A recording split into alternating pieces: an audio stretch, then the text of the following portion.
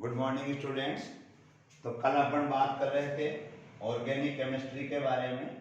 तो मैंने आपको बेसिक ऑर्गेनिक केमिस्ट्री के अंदर मैंने बता दिया था कि ऑर्गेनिक केमिस्ट्री क्या होती है और कैसे इसकी जो पुरानी थ्योरी थी वाइटल फोर्स थ्योरी उसको फेल करके नई थ्योरी के अकॉर्डिंग कहा गया कि study of carbon compound and their derivatives is known as organic chemistry. फिर मैंने आपको बता दिया था अल्काइल ग्रुप क्या होता है कि अगर किसी कार्बन की एक वैलेंसी खाली हो तो उसको अपन क्या कहते हैं, अल्काइल ग्रुप। उसके बाद में अपन डिस्कस कर रहे थे नेमिंग के बारे में। तो मैंने आपको बताया था कि ऑर्गेनिक केमिस्ट्री में जो कंपाउंड होते हैं उनका जो अपन नाम लिखते हैं उसके कई सिस्टम है, जैसे tribal name system, common name system और IUPAC नेम सिस्टम यानी जेनेवा सिस्टम। तो आज अपन डिस्कस करेंगे इन सिस्टम्स के बारे में और जानेंगे कि इनके रूल्स क्या हैं, कैसे अपन नेमिंग इनकी कर सकते हैं। कल मैंने आपको वर्ड रूट बता दिया था, eth meth eth prop but pent hex hept ऑफ नॉन डेप अनडेप डॉटेक ऐसे मैंने बता दिया था आपको। और आज अपन आगे बढ़ते हैं। सबसे पहले देखो tribal name system. Tribal name system के अंदर क्या होता था कि ऑर्गेनिक कंपाउंड का नाम दिया जाता था सोर्स के बेसिस पर, यानी जहां से वो कंपाउंड अपने को मिल रहा है उसी के बेस पर अपन नाम देते थे। जैसे अपन कहते थे फॉर्मिक एसिड, तो फॉर्मिक एसिड जो होता है वो कहते हैं इसका वैसे IUPAC नेम जो होता है वो होता है मेथेनोइक एसिड। ये आपने सुना होगा, पढ़ा होगा कि जो मधुमक्खी जो होती है, हनी बी जो होती है या रेड एंड जो होती है लाल चींटी, उनके अंदर ये पाया जाता है और जब वो हमें स्टिंग करती है तो ये हमारी बॉडी में इंजेक्ट कर दिया जाता है, जिससे अपनी बॉडी में इरिटेशन होता है, स्वेलिंग आती है, वो इसी फॉर्मिक एसिड की वजह से आती है। तो इसको नाम दिया था फॉर्मिक एसिड क्योंकि ये लिया गया था कहां से, रेड एंड से पहले ऑब्टेन किया गया था। और रेड एंड को अपन कहते हैं फॉर्मिका। क्या कहते हैं, फॉर्मिका। तो रेड एंड को जब हम फॉर्मिका कहते हैं तो फॉर्मिका से लिया गया है, इसलिए इसको कहते हैं फॉर्मिक एसिड। ठीक है, नेक्स्ट देखो। ऐसे ही एसिटिक एसिड। एसिटिक एसिड जो होता है वो अपन कहते हैं किसको, मेथेनोइक एसिड को, मतलब CH3COOH। तो ये अपना हो गया एसिटिक एसिड, क्योंकि ये मिलता है अपने को विनेगर से, और विनेगर यानी उसको बोलते हैं एसिटम, तो वहां से मिलता है एसिटिक एसिड। ऐसे ही डिफरेंट थे, जो चीज जहां से मिल रही है उसी के बेसिस पर अपन ने इनकी नेमिंग की थी। ये सिस्टम थोड़े ही समय तक लागू हुआ था, जब थोड़े बहुत कंपाउंड थे और उनका सोर्स जो था वो कोई ना कोई एनिमल या प्लांट बॉडी हुआ करती थी, तो उसके बेसिस पर नाम देते थे। उसके बाद में जब कंपाउंड बहुत ज्यादा होने लग गए और कुछ कंपाउंड तो हम लैब में भी बनाने लग गए, तो फिर ये सिस्टम फेल हो गया। फिर कॉमन नेम सिस्टम आया। तो कॉमन नेम सिस्टम जो है वो बेस्ड होता है किसके ऊपर, फंक्शनल ग्रुप पे देते हैं। जैसे मान लीजिए एक एग्जांपल दे रहा हूँ, वो भी इतना चलता नहीं है सिस्टम। जैसे ये है, इसको अपन IUPAC में नाम देते हैं मेथेनॉल। ठीक है, और वहां पर क्या कैसे नाम देते थे कि ये OH है तो OH को बोलते थे अल्कोहल, और ये CH3 है CHSOL। तो जब आपने इसको अलग ही समझ लिया तो फिर कार्बन की एक वैलेंसी खाली हो गई कि नहीं हो गई भाई। जब हम इसको अलग ही लेके चल रहे हैं तो ये एक वैलेंसी खाली हो गई, तो फिर इस ग्रुप का नाम, इसको अपन क्या बोलते आए हैं, मिथाइल। तो ये तो हो गया मिथाइल और वो हो गया अल्कोहल, तो इसका पूरा नाम हो जाता था मिथाइल अल्कोहल। ये कॉमन नेम सिस्टम में चलता था। ये सिस्टम भी ज्यादा नहीं चला था क्योंकि इसमें बहुत सारी कमियां थी जो पूरी नहीं हो पाई थी। फिर इन सब सिस्टम के बाद में जो अभी चल रहा है, जो मॉडर्न मेथड जो है वो है IUPAC सिस्टम या जेनेवा सिस्टम। जेनेवा सिस्टम क्योंकि IUPAC का सेंटर है जेनेवा में, इसलिए कहते हैं। IUPAC सिस्टम में जब भी आप किसी का नाम लिखते हो तो एक फॉर्मूला अपने को फॉलो करना होता है। अगर आप वो फॉर्मूला समझ गए तो फिर आप किसी का भी नाम आसानी से दे सकते हो। फॉर्मूला क्या है, फॉर्मूला है PWSS। पी यहाँ पर प्रीफिक्स के बारे में बताता है। किसके बारे में?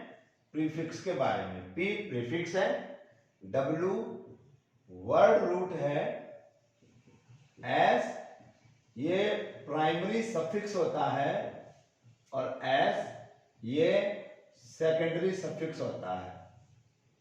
मतलब अगर आपने चार चीजों को सही तरीके से अरेंज कर दिया तो आपका नाम जो है कंपाउंड का वो आसानी से बन जाएगा और उसमें कोई गलती नहीं होगी। तो जब भी आप ऑर्गेनिक कंपाउंड की नेमिंग करो तो ऑर्गेनिक कंपाउंड की नेमिंग में आपको इन चार बातों का विशेष ध्यान रखना है कि आपके पास में चार डाटा है या नहीं है। अगर आपके पास में ये चार डाटा है आप इनको अरेंज कर दीजिए। अरेंज कर दोगे तो इससे आपका ऑर्गेनिक कंपाउंड का नाम आसानी से बन जाएगा। ठीक है, तो ये अपने पास में कंपाउंड है, मतलब ये नेमिंग जो है अपन इनके बेसिस पर करेंगे। इनके बेसिस पर अपन नेमिंग कैसे करेंगे? इनके बेसिस पर नेमिंग अपन अब एक एक चीज में आपको बताऊंगा। सबसे पहले प्रीफिक्स। प्रीफिक्स जो होता है वो क्या होता है? जो भी अल्काइल ग्रुप था, अल्काइल ग्रुप मैंने आपको पढ़ाया कि अगर कोई भी कंपाउंड की एक वैलेंसी खाली हो तो एक वैलेंसी खाली होने पर इसको अपन अल्काइल कहते थे यानी मिथाइल कहते थे। तो अगर किसी की एक वैलेंसी खाली होती है तो इसको अपन क्या कहते हैं? Alkyl group. क्या बोलेंगे इसको? Alkyl group. तो ये हमेशा प्रीफिक्स होता है। इसके अलावा भी और भी बहुत सारे प्रीफिक्स हैं, ये मैं अभी आपको एक टेबल बताऊंगा नेक्स्ट क्लास में। उस टेबल में आप देखोगे तो आपको वो सारे प्रीफिक्स पता चल जाएंगे। तो ये अल्काइल ग्रुप है, ये प्रीफिक्स में आएगा क्योंकि इसको आप चेन से बाहर काउंट करते हो। वर्ड रूट मैंने आपको कल बता दिए थे, meth, eth, prop but, pent, hex, hept, oct, non, dec. मतलब मेन चेन में कितने कार्बन है वो उसका क्या होता है? वर्ड रूट होता है। प्राइमरी सफिक्स तीन होते हैं। पहला प्राइमरी सफिक्स है एन। जब कैसा बॉन्ड हो? अगर कार्बन कार्बन के बीच में सिंगल बॉन्ड हो पूरे कंपाउंड में तो आप क्या प्राइमरी सफिक्स इस्तेमाल करोगे? एन। अगर डबल बॉन्ड है तो क्या इस्तेमाल करोगे? इन। और अगर ट्रिपल बॉन्ड है तो क्या इस्तेमाल करेंगे? Y N E. डबल और ट्रिपल साथ में है तो वाई एन ई भी आएगा और ई एन ई भी आएगा, दोनों आएंगे। ठीक है नहीं? तो ये हो गए प्राइमरी सफिक्स। मतलब प्राइमरी सफिक्स आपको ये जानकारी देगा कि कंपाउंड सेचुरेटेड है या अनसेचुरेटेड है। और अनसेचुरेटेड है तो उसमें भी कैसा अनसेचुरेटेड है, मतलब डबल बॉन्ड वाला है या ट्रिपल बॉन्ड वाला है, वो जानकारी आपको कौन देगा? Primary suffix. ठीक है। Secondary suffix. सेकेंडरी सफिक्स आपको मेन फंक्शनल ग्रुप के बारे में नॉलेज देता है। और मेन फंक्शनल ग्रुप अभी मैं आपको टेबल पढ़ाऊंगा जब बताऊंगा, जैसे अल्कोहल के लिए OL, एसिड के लिए ओइक एसिड, कीटोन के लिए ऑन, ऐसे ये सेकेंडरी सफिक्स होते हैं। ठीक है, तो ये आपके हो गए मतलब फॉर्मूला, और इसी को आपको फॉलो करते हुए नेमिंग करनी है।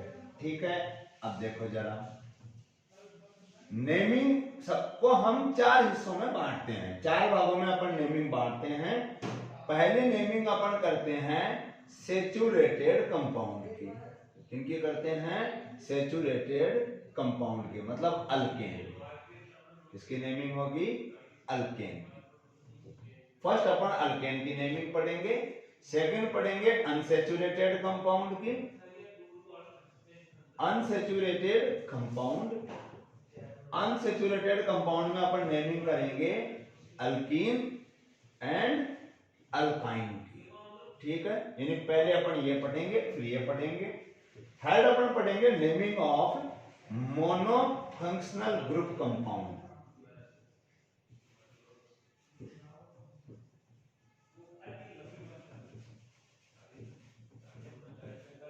मतलब ऐसे कंपाउंड जिनमें एक फंक्शनल ग्रुप होता है उनकी नेमिंग करेंगे। फोर्थ अपन करेंगे पॉली फंक्शनल ग्रुप कंपाउंड। मतलब ऐसे कंपाउंड जिनके अंदर एक से ज्यादा फंक्शनल ग्रुप होता है उन कंपाउंड की नेमिंग करेंगे। तो हम चार हिस्सों में इसको पढ़ेंगे।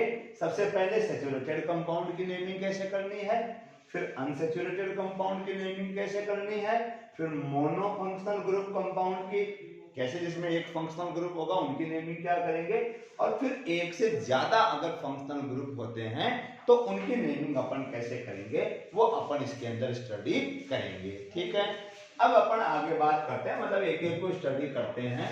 तो सबसे पहले अपन स्टडी करेंगे किसको, सैचुरेटेड कंपाउंड को।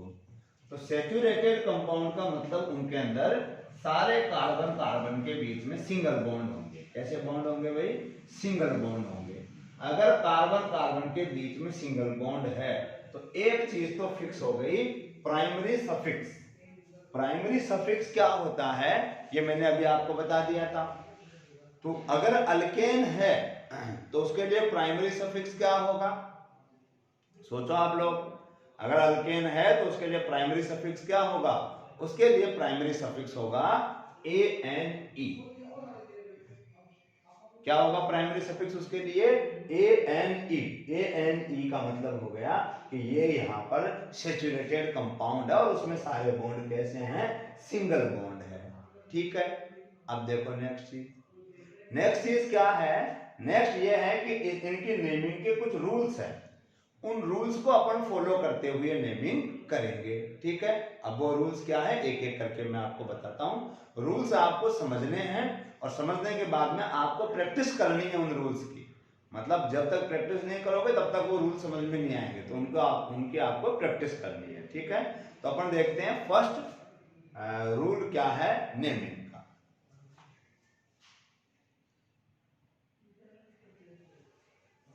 देखो फर्स्ट रूल है लॉन्गेस्ट चेन रूल। क्या रूल है, फर्स्ट लॉन्गेस्ट चेन रूल। मतलब जब भी ऑर्गेनिक कंपाउंड की आपको नेमिंग करनी हो तो सबसे पहले आप सबसे लंबी चेन को सेलेक्ट करें, यानी सबसे लंबी चेन को चुनें कि भाई ये चेन सबसे लंबी है, तभी आप नेमिंग कर पाएंगे। अब लॉन्गेस्ट चेन रूल का मतलब ये होता है कि जो कार्बन कंपाउंड होते हैं उनकी सबसे लंबी चेन आपको सेलेक्ट करनी है। चेन सीधी हो जरूरी नहीं है, चेन टेढ़ी मेढ़ी हो सकती है, लेकिन कंटिन्यूअस होनी चाहिए। मतलब ऐसा नहीं कि आप किसी एलिमेंट को छोड़ करके आगे बाईपास कर जाते हो, वो नहीं होगा। आप कंटिन्यू चलो, सीधे चलो।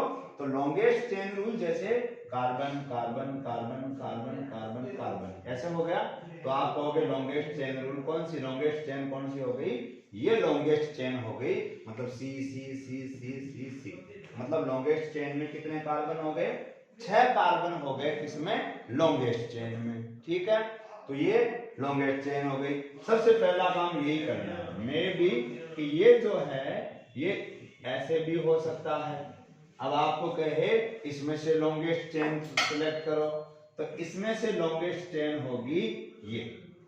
ठीक है, कार्बन गिनो 1 2 3 4 5 6 7, ये भी हो सकती है 5 6 7 1 2 3 4 5 6, इसमें 6 है तो अपन नंबरिंग करेंगे 1 2 3 4 5 6, तो लास्ट डिजिट कितनी आई 6। इधर अपन देखेंगे 4 5 6 7 और 6 7, तो इन दोनों में से कोई सी भी आप लॉन्गेस्ट चेन ले सकते हो। तो मैं यही कह रहा हूं कि लॉन्गेस्ट चेन जो है वो स्ट्रेट सीधी हो ये जरूरी नहीं है, वो चेन टेढ़ी मेढ़ी कैसे भी हो सकती है, लेकिन लगातार होनी चाहिए। ऐसे नहीं है इधर गए फिर इसको छोड़ करके इधर आ गए या इधर से इधर आ गए, ऐसे नहीं, कंटिन्यू आपको लेनी है। अगर आप कंटिन्यू लेते हो तो आप लॉन्गेस्ट चेन सेलेक्ट कर सकते हो। ठीक है नहीं, आई बात समझ में। एक एग्जांपल और देखो,